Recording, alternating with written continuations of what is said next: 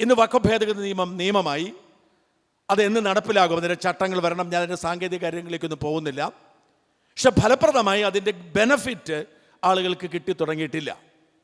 ഈ കിട്ടിത്തുടങ്ങാത്തത് കൊണ്ട് ഇതിനെ എതിർത്തിരുന്നവർ എന്തായി എന്ന് ചോദിച്ച് രംഗത്തുണ്ട്. ഞാൻ ഇന്നലെയാണ് ഞാൻ മുൻപത്തെ ഈ പരിപാടിയിൽ പങ്കെടുക്കുന്ന എൻ്റെ ഫേസ്ബുക്കിൽ ഇട്ടത്. അപ്പോൾ അതിലടിയിൽ വന്നൊരു കമൻ്റ്, എടോ BJP-ക്കാർ പോലും ഓടി ഒളിച്ചു, താനിതൊന്നും അറിഞ്ഞില്ലേ എന്ന കമൻറ്റ് വന്നത്. ഞാൻ ഇങ്ങോട്ട് വന്ന വഴിക്ക് ഞാനൊരു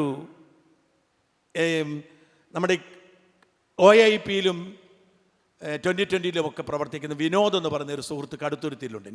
വിനോദ് എനിക്കൊരു കുറിപ്പ് അയച്ചു തന്നു. 2 ദിവസം മുമ്പ് വിനോദ് എന്നോട് പറഞ്ഞു, കുറവലങ്ങാട് ടൗണിൽ, കുറവലങ്ങാട് എന്ന് പറയുന്നത് നല്ല ക്രൈസ്തവ ഭൂരിപക്ഷമുള്ളൊരു സ്ഥലമാണ്.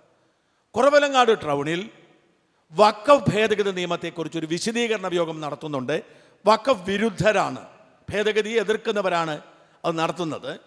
എന്തായാലും ഞാനൊന്ന് പോകുന്നുണ്ട്, എനിക്ക് 2 ചോദ്യം ചോദിക്കണം, പോയിന്റ് ഇട്ട് തരണമെന്ന് പറഞ്ഞ് ഞാൻ കുറേ പോയിന്റ് ഇട്ട് കൊടുക്കുകയും ചെയ്തു. തിരിച്ചു വന്ന വിനോദ് എനിക്കൊരു മെസ്സേജ് അയച്ചു. അത് ഷാജാൻ നമ്മളൊന്നും പറയുന്ന പോലെ അല്ല, ഒരു കുഴപ്പമില്ല, പഴയ നിയമം സൂപ്പർ നിയമമാണ്, ഇതൊക്കെ വെറുതെ പറയുന്നതാണ്, ഇതൊക്കെ ആരോ പ്രചരിപ്പിക്കുന്നതാണ്, ഈ അപ്പീൽ അധികാരമില്ല എന്നൊക്കെ പറഞ്ഞ് വെറുതെയാണ്.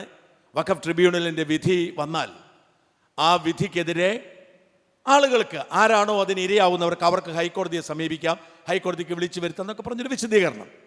ആ വിശദീകരണം വായിച്ചപ്പോൾ എനിക്കും ആശയക്കുഴപ്പം, ഇനി അങ്ങനെ വല്ലതും ആണോ? വഖഫ് ഭേദഗതി നിയമത്തിലൂടെയും വഖഫ് നിയമത്തിലൂടെയും പലതവണ കടന്നു പോയിട്ടുണ്ട്. ഞാൻ സ്റ്റാലിൻ ദേവന് ഇട്ടുകൊടുത്തു. ഈ വിഷയത്തിൽ ഏറ്റവും ആധികാരികമായി ആർക്കെങ്കിലും എന്തെങ്കിലും അറിയാമെങ്കിൽ അത് സ്റ്റാലിനാണ് അറിയാവുന്നത്. ഈ സ്റ്റാലിൻ ദേവന് ഒരു കാര്യം കൂടെ പറയാം, വീണ്ടും ഒരു അഭിമാനം. ഈ സ്റ്റാലിൻ ദേവനെ ആദ്യം ക്യാമറയുടെ മുമ്പിൽ കൊണ്ടുവരുന്നതും മാധ്യമ ശ്രദ്ധയിലേക്ക് കൊണ്ടുവരുന്നതൊക്കെ ഞങ്ങളാണ്, മറുനാടനാണ്. അദ്ദേഹത്തിൻ്റെ അസാധാരണമായ അറിവ്, ഈ വിഷയത്തിൽ അദ്ദേഹം ഫോക്കസ് ചെയ്ത് നടത്തിയ ഇടപെടൽ, അദ്ദേഹം എണ്ണി പറഞ്ഞു. അതിൻ്റെ കൂടെയാണ് ജോഷി അച്ഛൻ്റെ ഈ പ്രസംഗം കേട്ടപ്പോൾ എവിടെയോ ഉണ്ടായിട്ടുള്ള സംശയം പോലും പൂർണ്ണമായി മാറി. ഞാൻ പറഞ്ഞു വരുന്നത് ഒറ്റ കാര്യം ആദ്യം പറയാൻ വേണ്ടിയിട്ടാണ് ഇത്രയും പറഞ്ഞത്. ഈ ജാഗരണവേദി എന്ന് പറയുന്ന ഈ സംഘടനയോടുള്ള നന്ദി പറയണം, എന്നാലേ തുടങ്ങാൻ പറ്റൂ. കാരണം വഖഫ് ഭേദഗതി നിയമം മഹാകുഴപ്പമാണ് എന്നുള്ള പ്രചരണം വലിയ തരത്തിൽ ഇപ്പോഴും തുടരുകയാണ്. അതിന് യോഗങ്ങളെ, മീറ്റിങ്ങുകളെ, സെമിനാറുകളെ, അതാരാ? ലീഗിൻ്റെ നേതൃത്വത്തിൽ, SDP-യുടെ നേതൃത്വത്തിൽ, ജമാഅത്ത് ഇസ്ലാമിയുടെ നേതൃത്വത്തിൽ, സമസ്തയുടെ നേതൃത്വത്തിൽ ഒരു വശത്ത് നടക്കുമ്പോൾ ചെറിയ കടലാസ് സംഘടനകൾ നാട് നീളെ സെമിനാറുകൾ നടത്തുമ്പോൾ ഈ വഖഫ് ഭേദഗതി നിയമം എങ്ങനെയാണ് മുനമ്പത്തെ സഹായിക്കുന്നത്, ഇതിൻ്റെ ഗുണം എന്താണ് എന്ന് പറയുന്ന ഒരു സെമിനാറും ഒരു ചർച്ചയും മുനമ്പത്തിൻ്റെ അപ്പുറത്തേക്ക് ഞാൻ കേട്ടിട്ടില്ല, കണ്ടിട്ടില്ല. ആദ്യമായാണ് അല്പം മാറിയാണെങ്കിലും, ഒരു 3-4 കിലോമീറ്റർ മാറിയാണെങ്കിലും ഇങ്ങനെ ഒരു പരിപാടി ഞാൻ കാണുന്നത്. ഏറ്റവും അത്യാവശ്യമായി വേണ്ടത് ഈ വഖഫ് ഭേദഗതി നിയമത്തെക്കുറിച്ചുള്ള ഈ സംവാദം സംസ്ഥാന വ്യാപകമായി നടത്തുക എന്നത്, അതിനാരെങ്കിലും മുൻകൈ എടുക്കണം. ഞാൻ ജോഷി അച്ഛനോട് പറയുന്നത് സഭ മുൻകൈ എടുക്കണമെന്നാണ്. കാരണം ഇത് മനസ്സിലായതും വൈകാരികമായി ഉൾക്കൊണ്ടിട്ടുള്ളതും സഭയെ, പ്രത്യേകിച്ച് ജോഷി അച്ഛൻ്റെ സഭയല്ല, ഞങ്ങളുടെ സഭ, സിറോ മലബാർ സഭ വളരെ വ്യക്തമായി അതിൻ്റെ ആഴത്തിലേക്ക് ഇടപെട്ടിട്ടുണ്ട്, മനസ്സിലാക്കിയിട്ടുള്ള സഭയാണ്. അപ്പോൾ ഇത് സംസ്ഥാന വ്യാപകമായി ഇതിനനുകൂലമായ ഒരു ചർച്ചയും സെമിനാറും നടത്തണം. ഇതാണ് ആദ്യത്തെ എൻ്റെ ഒരു അഭിപ്രായം. രണ്ടാമത്, ജോഷി അച്ഛൻ പറഞ്ഞ് അവസാനിപ്പിച്ചെടുത്ത് തുടങ്ങണം. ജോഷി അച്ഛൻ നിയമ പോരാട്ടത്തെക്കുറിച്ചാണ് പറഞ്ഞത്. ഈ വഖഫ് ഭേദഗതി നിയമത്തിന്, മുനമ്പത്തെ അവകാശത്തിന് വേണ്ടി മുനമ്പംകാർ ട്രിബ്യൂണലിലും കോടതിയിലുമൊക്കെ നടത്തുന്ന പോരാട്ടം പരാജയത്തിന് വേണ്ടിയുള്ള പോരാട്ടമാണ് എന്ന് ജോഷി അച്ഛൻ പറഞ്ഞത് ഞാനങ്ങ് വിശ്വസിക്കുന്നു. എനിക്കറിയില്ല, ഞാൻ അതിൻ്റെ ആഴത്തിലേക്ക് പോയിട്ടില്ല. പക്ഷേ ഒരു കാര്യം ഞാൻ ഇതിനോട് ചേർത്ത് പറയുകയാണ്. നമ്മൾ കാണുന്നത് പോലെ ആരെങ്കിലും ഒരു ആവലാതിയുമായി ഓടി അങ്ങ് കോടതിയിൽ ചെന്ന, അയ്യോ മോനെ നീ ഇങ്ങ് വാടാ, എന്താന്ന് ഇങ്ങനെ സഹതാപത്തോടെ കേട്ടിട്ട് നീതി തരുന്ന ഒരു സംവിധാനമല്ല കോടതി. ദയവായി മനസ്സിലാക്കുക, ഞാനിത് പറയാൻ അർഹനാണ്. കഴിഞ്ഞ 3 വർഷമായി, കഴിഞ്ഞ 10-17 വർഷമായി ഞാൻ സകല സംവിധാനങ്ങളോടും പോരടിക്കുകയാണ്. നിരവധി കേസുകൾ എനിക്കുണ്ടായിട്ടുണ്ട്. ആരോ കേസിൻ്റെ എണ്ണം പറഞ്ഞു, ഞാൻ പറയാം 123 കേസുണ്ട് എനിക്കിപ്പം. കഴിഞ്ഞ 3 വർഷമായി സർക്കാരിനെ വേട്ടയാടി തീർക്കുക എന്ന ലക്ഷ്യത്തിൽ രാഷ്ട്രീയ തീരുമാനമെടുത്ത് പോലീസിന്റെ സകല സംവിധാനങ്ങളും ഉപയോഗിച്ച് ജാമ്യമില്ലാ വകുപ്പിൽ ഡസൻ കണക്കിന് കേസുകൾ എടുത്തിട്ടുണ്ട്. ഡസൻ കണക്കിന്. ഏറ്റവും ഒടുവിൽ നിങ്ങൾ കണ്ടല്ലോ, എന്നെ രാത്രി വന്ന് പിടിച്ചോണ്ട് പോകുന്നത്, ഉടുപ്പിടാൻ പോലും സമ്മതിക്കാതെ. ഒരു 2 ആഴ്ചയായുള്ളൂ. അതൊഴികെ ഒരുമാതിരിപ്പെട്ട എല്ലാ നീക്കങ്ങളും നേരത്തെ അറിയാനും ജാഗ്രതയോടെ മാറി നിൽക്കാനും കഴിഞ്ഞു എന്നത് മാത്രമല്ല, കൃത്യമായി കേസ് നടത്താൻ കഴിഞ്ഞതുകൊണ്ട് മാത്രമാണ്, ഞാൻ വീണ്ടും പറയുന്നു, പോലീസിന്റെ ബുദ്ധിക്കും സർക്കാരിന്റെ ബുദ്ധിക്കുമൊക്കെ അപ്പുറത്തേക്ക് കൃത്യം അഭിഭാഷകനെ നിശ്ചയിച്ച് കൃത്യമായി കേസ് മാനേജ് ചെയ്യാൻ കഴിഞ്ഞതുകൊണ്ട് മാത്രമാണ് ദൈവാനുഗ്രഹത്തോടൊപ്പം എനിക്ക് നിങ്ങളുടെ മുമ്പിൽ ഇങ്ങനെ സംസാരിക്കാൻ കഴിയുന്നത്. അതായത് ഞാൻ എൻ്റെ കേസുണ്ടായപ്പോൾ എൻ്റെ ഏറ്റവും വലിയ കേസ് സുപ്രീം കോടതി വരെ പോകേണ്ട ഒരു സാഹചര്യമുണ്ടായി. 2023 സെഷൻസ് കോടതി ജാമ്യം നിഷേധിക്കുന്നു, ഹൈക്കോടതി ജാമ്യം നിഷേധിക്കുന്നു, സുപ്രീം കോടതി പോകണം. ഈ സമയത്ത് എനിക്ക് മാറി നിൽക്കേണ്ടി വന്നു. ഒളിവിൽ പോകണം എന്ന് വേണമെങ്കിൽ പറയാം. മാറി നിൽക്കേണ്ടി വന്നു. എന്നെ പിടിക്കാൻ വേണ്ടി ഏതാണ്ട് 3000-ഓളം പോലീസിനെയാണ് ഒരു DIGയുടെയും 2 SP-മാരുടെയും നേതൃത്വത്തിൽ ഏതാണ്ട് 8ഓളം സംസ്ഥാനങ്ങളിലേക്ക് കേരള സർക്കാർ അയച്ചത്. 8ഓളം സംസ്ഥാനങ്ങളിൽ മറുനാടിൻ്റെ എല്ലാ ജീവനക്കാരുടെയും വീടുകൾ കയറി ഇറങ്ങി. എൻ്റെ വീടും എൻ്റെ ബന്ധു വീടുകളും എല്ലാം കയറി ഇറങ്ങി. എന്തൊക്കെയുണ്ടോ അതെല്ലാം എടുത്തുകൊണ്ട് പോയി. ഈ കമ്പ്യൂട്ടറിൻ്റെ ഹാർഡ് ഡിസ്ക് മാത്രമല്ല, മൗസ് പാഡും മോണിറ്ററും വരെ എടുത്തുകൊണ്ട് പോയി. മൊബൈൽ ഫോണുകൾ പിടിച്ചുകൊണ്ടുപോയി. ബാങ്ക് അക്കൗണ്ടുകൾ മരവിപ്പിച്ചു. ഒരാൾക്കെതിരെയും ഇങ്ങനെ വേട്ടയാടിയിട്ടുണ്ടെന്ന് ഈ അടിയന്തരാവസ്ഥയ്ക്ക് ശേഷം എനിക്ക് തോന്നുന്നില്ല. പക്ഷേ ദൈവം കൂടെയായിരുന്നു, ആയിരക്കണക്കിന് ജനങ്ങളുടെ പ്രാർത്ഥന കൂടെയായിരുന്നു.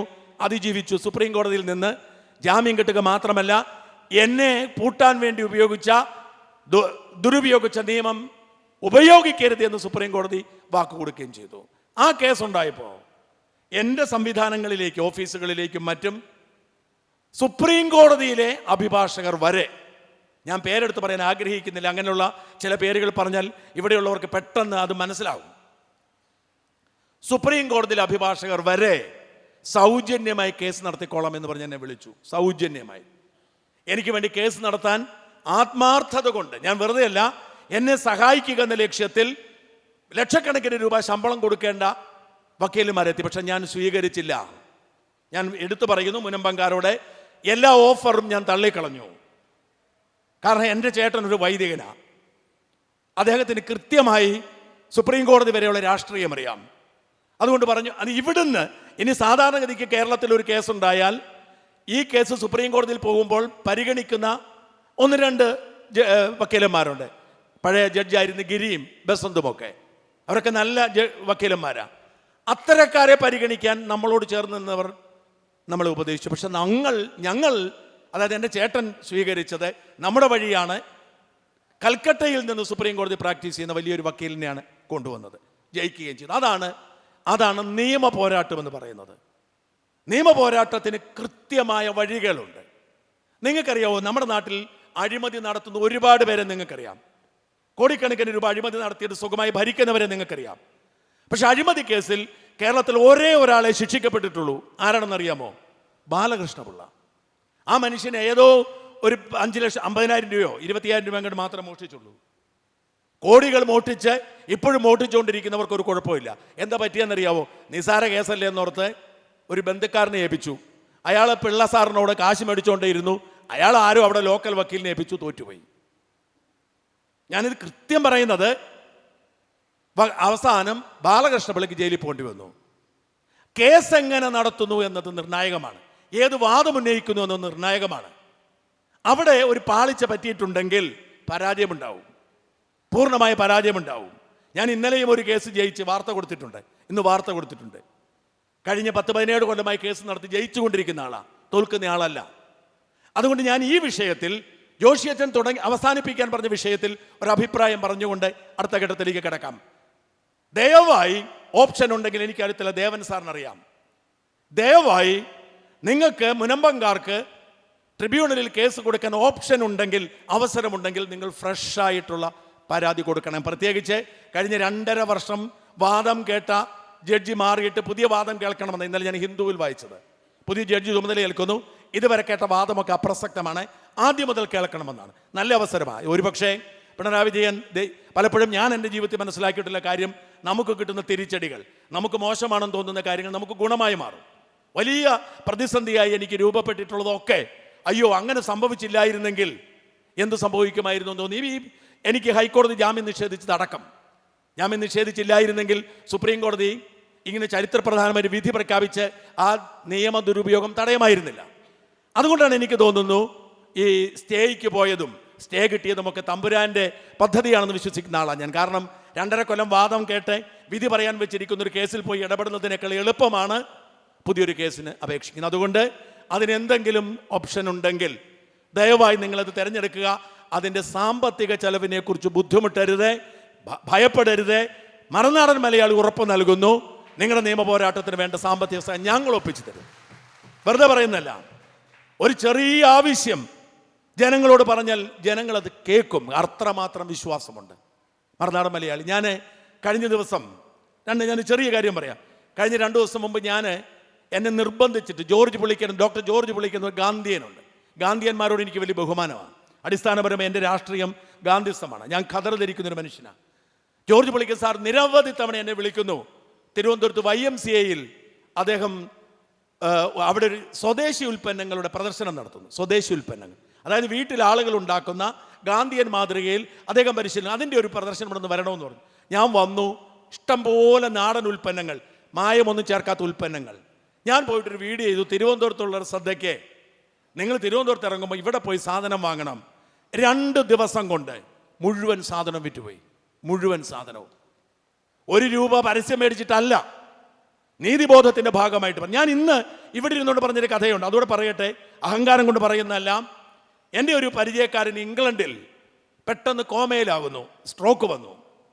അവിടുത്തെ ഇംഗ്ലണ്ടിൽ ആശുപത്രി പ്രവേശിപ്പിച്ചു. അവിടുത്തെ ഡോക്ടർ പറഞ്ഞ് ഏറ്റവും ഇഷ്ടപ്പെട്ട ആൾ സംസാരിക്കട്ടെ എന്ന് പറഞ്ഞു. ഭാര്യ സംസാരിച്ചു, വേണ്ടപ്പെട്ടവരൊക്കെ സംസാരിച്ചു, പ്രതികരണമില്ല.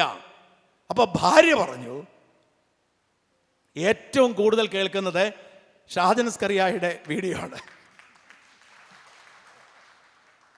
എന്നിട്ട് ഇംഗ്ലണ്ടിലെ ഒരു ആശുപത്രിയിലെ ആ ഡോക്ടർ നിർദ്ദേശിച്ചതനുസരിച്ച് എൻ്റെ വീഡിയോകൾ തുടർച്ചയായി കേൾപ്പിച്ചുകൊണ്ടിരുന്നു. ഇയാൾ റെസ്പോണ്ട് ചെയ്തു.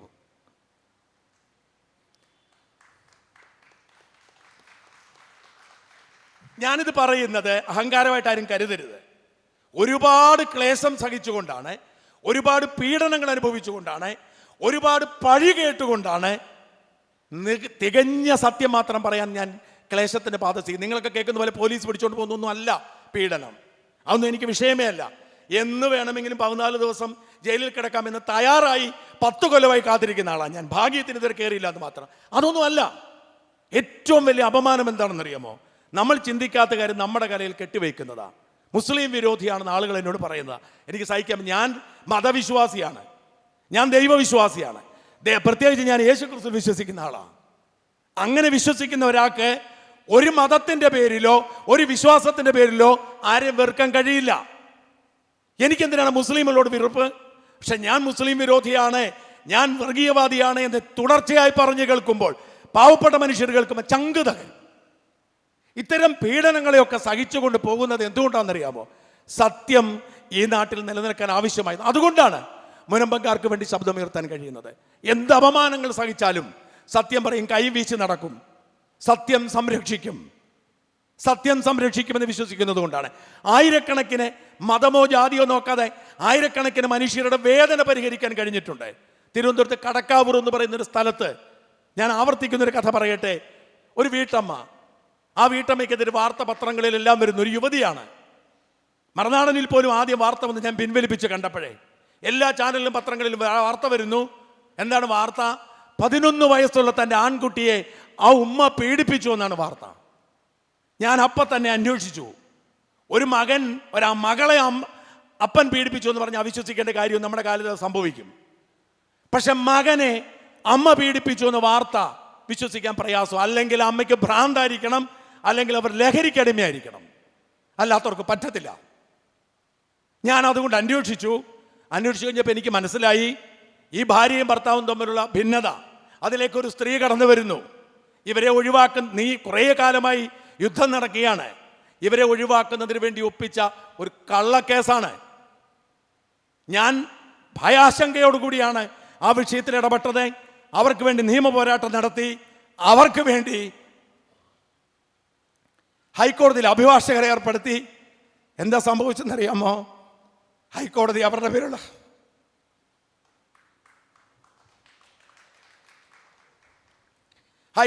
മേലുള്ള കേസ് റദ്ദാക്കി. അവരെ പൂർണ്ണമായും കുറ്റവിമുക്തയാക്കി. അയാൾക്കെതിരെ കേസെടുത്തു. ഈ കേസ് ചാർജ് ചെയ്ത പോലീസുകാരനെ സസ്പെൻഡ് ചെയ്തു. പക്ഷെ എപ്പോഴും ഒരു പ്രശ്നം ബാക്കിയായി. എന്താണെന്നറിയാമോ? ആ സ്ത്രീക്ക് ജയിക്കാൻ പൈസയില്ല. 2 വർഷം അവർക്കൊരു ജോലി കിട്ടുന്നത് വരെ ഞങ്ങളാണ് 10,000 രൂപ വെച്ച് മാസം കൊടുത്തത്. അതൊരു മുസ്ലിം സ്ത്രീ ആയിരുന്നു എന്ന് ഞാൻ എടുത്തു പറയട്ടെ. അപ്പോൾ ഞാനിതിലേക്ക് പറഞ്ഞു വരും. ഞാൻ എൻ്റെ കാര്യം പറയാൻ വന്നതല്ല. ഈ പോരാട്ടം നടത്തുമ്പോൾ ഇവിടെ വരുന്നത്, ഇന്നിപ്പോൾ തിരുവനന്തപുരത്ത് ഇതിനു വേണ്ടി മാത്രം വന്നതാണ്. ഇവിടെ വരുന്നത്, ഉത്തരവാദിത്വം നിറവേറ്റുന്നത് സത്യം ജയിക്കുമെന്ന ആത്മവിശ്വാസത്തിലാണ്. ആ സത്യത്തിന് വേണ്ടിയുള്ള പോരാട്ടത്തിൻ്റെ ഭാഗമാണ് നിങ്ങൾ ഇവിടെ ഇരിക്കുന്നത്. എനിക്ക് നിങ്ങളോട് പൂർണ്ണമായ സ്നേഹമാണ്, ഇഷ്ടമാണ്. ആ പോരാട്ടം വിജയിക്കുക തന്നെ ചെയ്യും. ചില തിരിച്ചടികൾ ഉണ്ടായാലും ജോഷിയച്ചൻ പറഞ്ഞതുപോലെ നിങ്ങൾക്ക് ഇപ്പോൾ ഉണ്ടായിരിക്കുന്ന താൽക്കാലികമായി തിരിച്ചടികളെ നിങ്ങൾ തന്ത്രപൂർവ്വം നേരിടേണ്ടിയിരിക്കുന്നു. പക്ഷേ സത്യത്തിന് ജയിക്കാൻ കഴിയൂ. അതിന് ജീവിച്ചിരിക്കുന്ന ഉദാഹരണമാണ് ഞാൻ. സത്യം ജയിക്കുമെന്നതിന് ഉദാഹരണമാണ്. എത്രയോ ആളുകൾ സംഘടിതമായി വ്യാജ പ്രചരണങ്ങൾ നടത്തി എന്നെ ഇല്ലാതാക്കാൻ ശ്രമിച്ചു, മറുനാടനെ ഇല്ലാക്കാൻ ശ്രമിച്ചു. ഓരോ ദിവസവും വളർന്നു വരികയാണ്. വ്യാജ നാണയങ്ങൾക്ക് പിടിച്ചു നിൽക്കാൻ കഴിയില്ല. വ്യാജ നാണയങ്ങൾക്ക് ഞാനിവിടെ എൻ്റെ ഇവിടുത്തെ ഒരു കണക്ഷൻ എന്ന് പറയുന്നത് ഫിലിപ്പിനെ ഞാൻ വിളിച്ചിട്ട് പറഞ്ഞു, ഞാൻ വൈകിയാണ് വരുന്നത്, അപ്പോൾ എനിക്ക് ഭക്ഷണം കഴിക്കണമെന്ന് പറഞ്ഞു. ഫിലിപ്പ് അപ്പം ലോലിപ്പപ്പ് എന്ന് പറഞ്ഞൊരു ഹോട്ടലിൽ പോയി ഭക്ഷണം കഴിക്കാൻ പറഞ്ഞു. പക്ഷെ ഞങ്ങൾ 5-6 പേരുണ്ട്. ഭക്ഷണം കഴിച്ച് കഴിഞ്ഞപ്പോൾ അവർ പറഞ്ഞു, ബില്ല് ചോദിച്ചപ്പോൾ പറഞ്ഞു ബില്ലില്ല. കാരണം ഫിലിപ്പ് വിളിച്ച് പറഞ്ഞിട്ട്. ഞാൻ പറഞ്ഞു പറ്റത്തില്ല, ഞങ്ങളുടെ പോളിസിക്ക് വിരുദ്ധമാണ്. അല്ല അത് പറ്റത്തില്ല, എടുക്കാൻ. ഞാൻ പറഞ്ഞു എങ്കിൽ ഞാൻ പോകത്തില്ല. ഞങ്ങൾ കൃത്യം 6 പേരുടെയും ഭക്ഷണത്തിന് ബില്ല് കൊടുത്തിട്ടാണ് പോകുന്നത്. എവിടെ ചെന്നാലും എന്നോടുള്ള ഇഷ്ടം കൊണ്ട് സൗജന്യമായി പലതും തരാൻ ശ്രമിക്കാണ്, പക്ഷെ സ്വീകരിക്കത്തില്ല. 1 രൂപയുടെ സൗജന്യം കൈപ്പറ്റാതെ സത്യത്തിന് വേണ്ടി നിലകൊള്ളുക. ഞാൻ മറുനാടൻ മലയാളി തുടങ്ങിയത് ജീവിക്കാൻ വേണ്ടിയിട്ടല്ല. ഞാൻ 10 വർഷം വിദേശത്ത് പോയി ജോലി ചെയ്ത് ആവശ്യത്തിന് പണമുണ്ടാക്കി. എനിക്കിനി കേസുണ്ടായാലും ആ കേസൊക്കെ നടത്താനുള്ള കാശ് ഉണ്ടാക്കി മക്കളുടെ കാര്യം സുഖമാക്കിയിട്ട് മാത്രം പണി തുടങ്ങിയതാണ് ഞാൻ. അതുകൊണ്ടാണ് പറയുന്നത്, സത്യത്തിന് വേണ്ടി ശക്തമായി മുമ്പോട്ട് പോകുമ്പോൾ ഒന്നും സംഭവിക്കില്ല. നമ്മളെ സത്യം സംരക്ഷിക്കും. മുനമ്പങ്കാരോട് പറയാനുള്ളത്, ചതിക്കുന്നവർ കൂടെയുണ്ട്, പണി തരുന്നവർ കൂടെയുണ്ട്. അതിലൊന്നും വീഴാതിരിക്കുക. നിങ്ങളെ ദൈവം സംരക്ഷിക്കും, നിങ്ങളെ ഭരണഘടന സംരക്ഷിക്കും. ഞാൻ നിയമത്തിൻ്റെ വിശദാംശങ്ങളിൽ കടക്കുന്നില്ല. സ്റ്റാലിൻ സംസാരിക്കാനിരിക്കുന്നു. ഈശ്വരൻ നിങ്ങളെ കാക്കട്ടെ. ഭാരതത്തിൻ്റെ ഭരണഘടന നിങ്ങളെ കാക്കട്ടെ. ജയ് ഹിന്ദ്.